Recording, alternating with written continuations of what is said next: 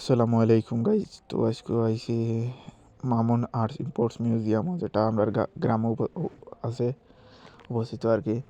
এটা হইল গিয়া খামারকান্দি গ্রাম, 4 নং জেসুন্ডি ইউনিয়ন, 8 নং ওয়ার্ডের খামারকান্দি গ্রাম আছে এটা।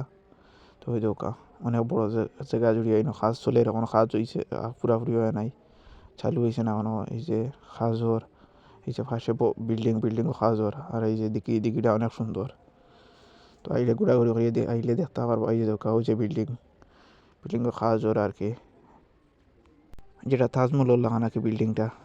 ওই যে এই যে এই যে দিঘিটা অনেক সুন্দর, দিঘির ঘাটটা অনেক সুন্দর।